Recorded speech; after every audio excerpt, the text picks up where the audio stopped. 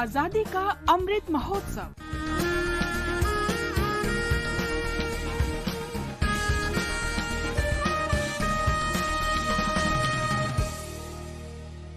Azadi ka Safar with AIR News. Birth of a Nation. India's glorious freedom struggle is one of the greatest struggles the modern world has ever witnessed. AIR News brings you a glimpse of the struggle every day.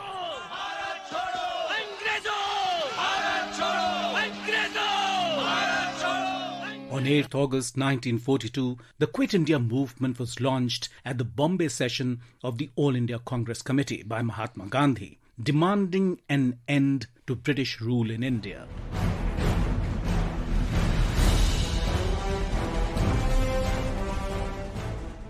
After the failure of the Cripps mission to secure Indian support for the British war effort, the Congress Working Committee meeting held at Wardha on the 14th of July 1942 passed a resolution demanding complete independence from the British government. The draft proposed massive civil disobedience if the British did not accede to the demands.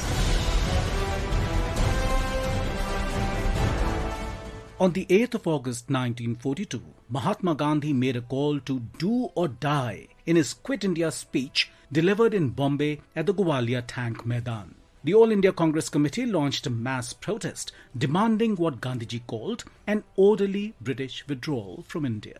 Soon, almost the entire leadership of the Indian National Congress was imprisoned without trial within hours of Gandhiji's speech.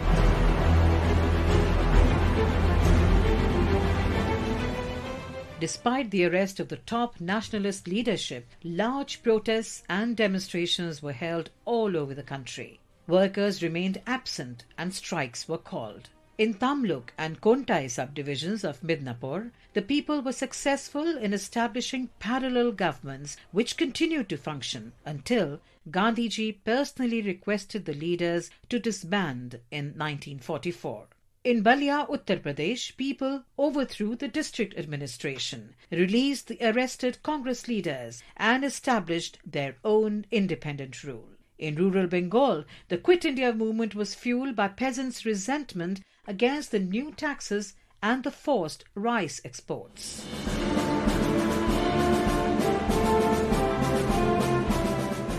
The British government came down heavily upon the people. It arrested over 10,000 people. The movement was successful in making the British realize that India was ungovernable in the long run, and the question for the post-war era became how to exit gracefully and peacefully, leading to India's independence on the 15th of August 1947.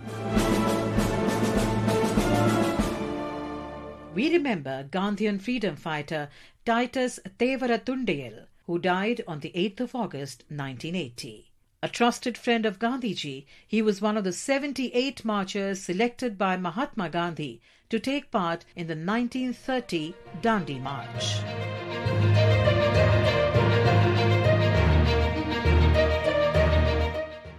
Titus was born on the 18th of February 1905 in Maraman, Kerala, to Marthoma Syrian Christian family. He served as the governing secretary for Gandhiji's Sabarmati Ashram milk project near Ahmedabad.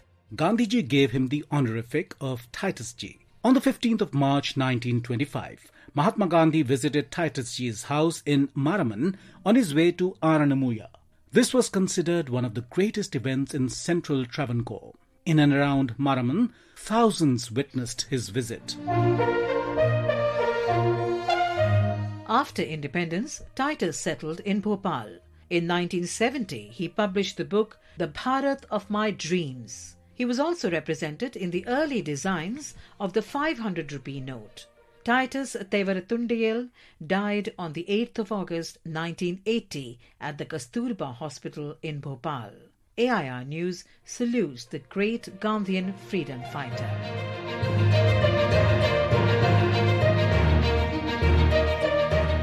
We also remember the martyr Krishnakumar, a resident of district Mainpuri, Uttar Pradesh. The 14-year-old took part in the Quit India movement as a school student and received severe bullet wounds in the police firing at a protest rally he joined at Bevar on the 8th of August 1942.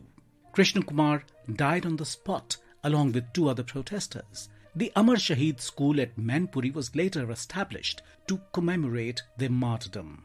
AIR News salutes the brave sons of the soil. That brings us to the end of this episode of Azadi Ka Safar with AIR News. See you in the next episode tomorrow.